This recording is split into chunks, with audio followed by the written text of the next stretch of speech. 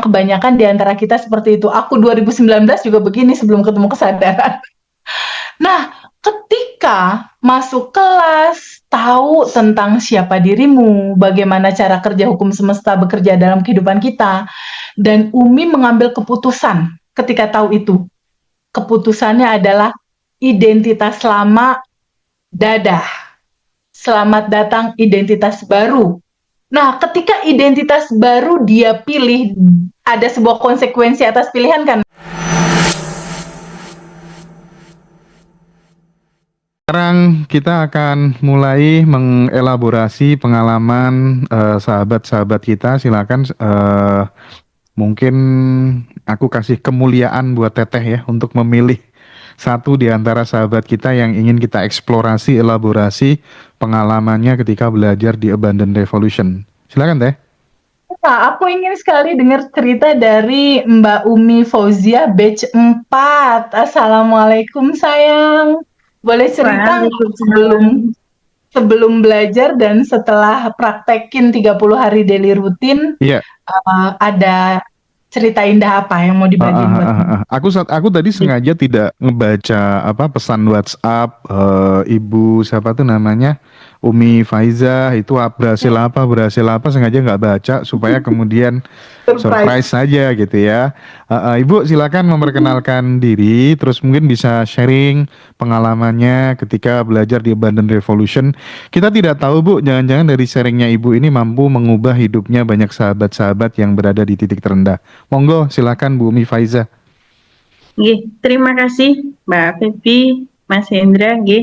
Hari ini saya terima kasih diberikan kesempatan, meskipun saya sebetulnya masih merasa belum pantas ada di sini, Kak Febi. Ngapunten, saya belum sehebat teman-teman yang lain yang wow gitu, tetapi ini satu kemajuan buat saya, artinya bahwa kemarin-kemarin saya terus terang memang banyak mengikuti kelas-kelas juga, tetapi ya sekedar gitu loh. Sampai akhirnya itu saya ketemu dengan Kak Febi dan saya mulai menerapkan daily rutin, kemudian lebih mengencangkan lagi praktek-prakteknya. Yang jelas yang saya rasakan perubahan pada diri saya adalah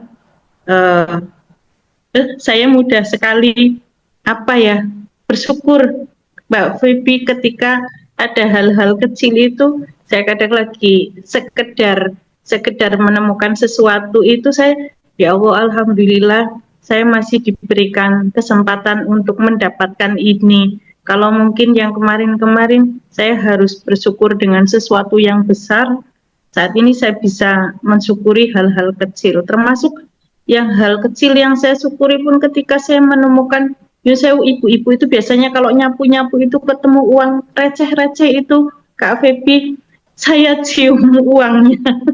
Saya cium uangnya.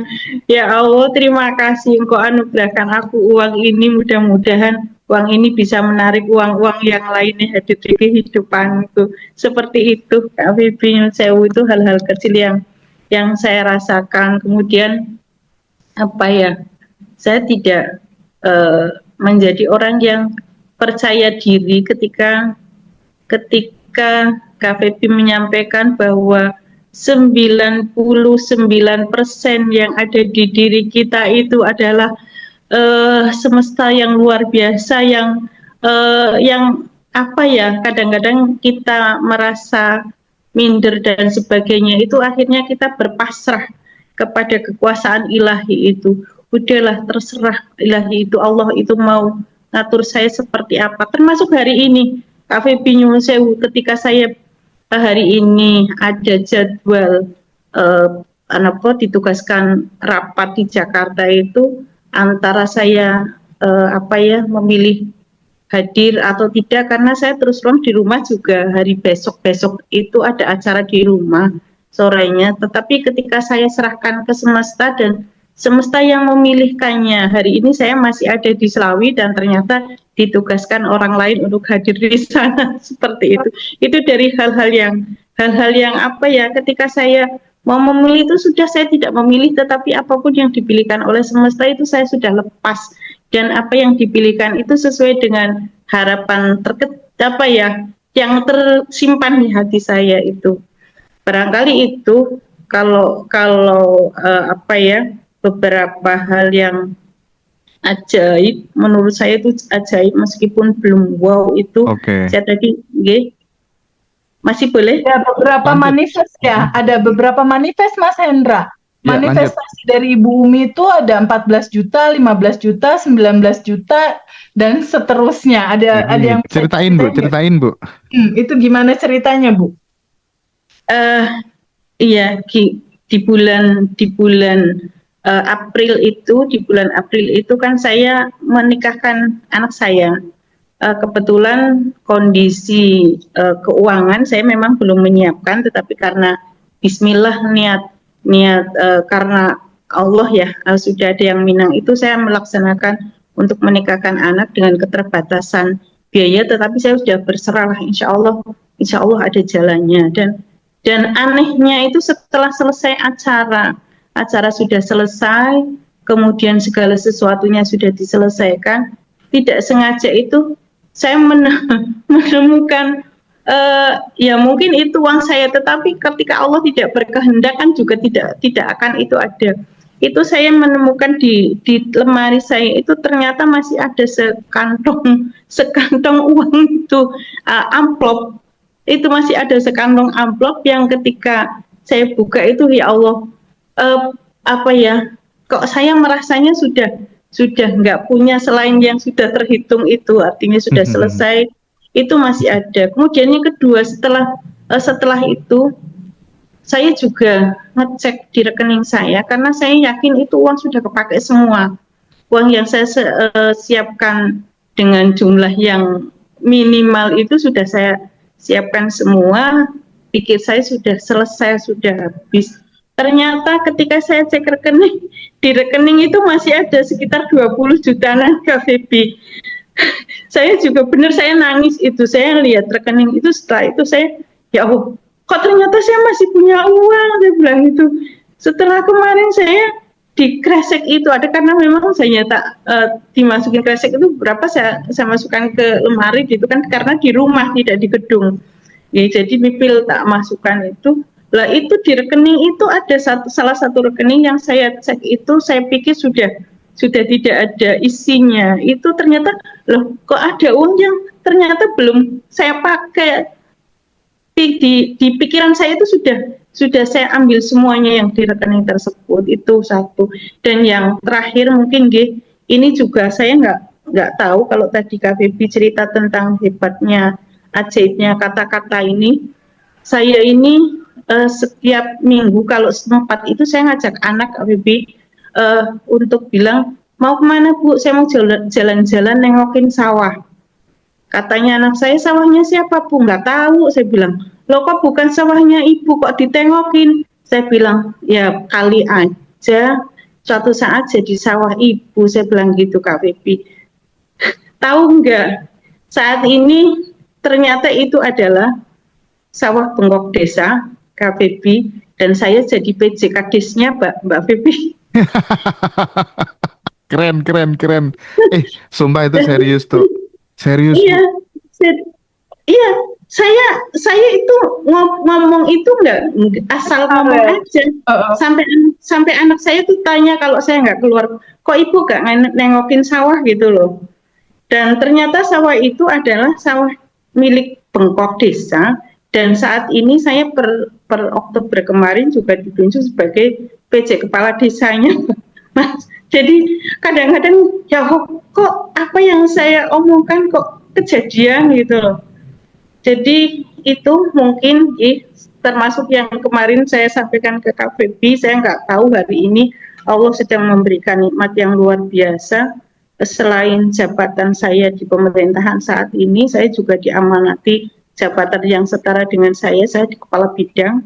Mantap. Dan saat ini diberikan amanat lagi sebagai PLT bidang yang lain.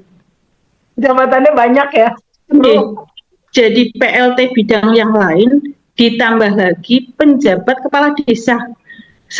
Saya bingung, Orang lain aja lagi pada kepengen punya jabatan. Nah, saya yang nolak-nolak mana dipaksa katanya ini perintah. Kan saya jadi apa ini apa ya? Allah berkehendak sesuatu untuk saya gitu. Saya sudah nolak-nolak, saya enggak. Ya saya mohon ini sudah kebanyakan saya bilang, tetapi ini perintah tolong dilaksanakan, sudah tidak ada lagi. Ya sudah, ini saya Bismillahirrahmanirrahim, meskipun di kepala saya itu ya Allah tiga hal itu harus, ya Alhamdulillah ini sudah setahun, 1 bulan lebih, 3 jabatan itu bersama-sama saya laksanakan. Mohon doanya mudah-mudahan diberikan kelancaran. Itu barangkali Kak Febi, Mas Hendra. Iya, iya, iya. Thank you. Keren banget. Ini jadi pelajaran baru buat teman-teman ya.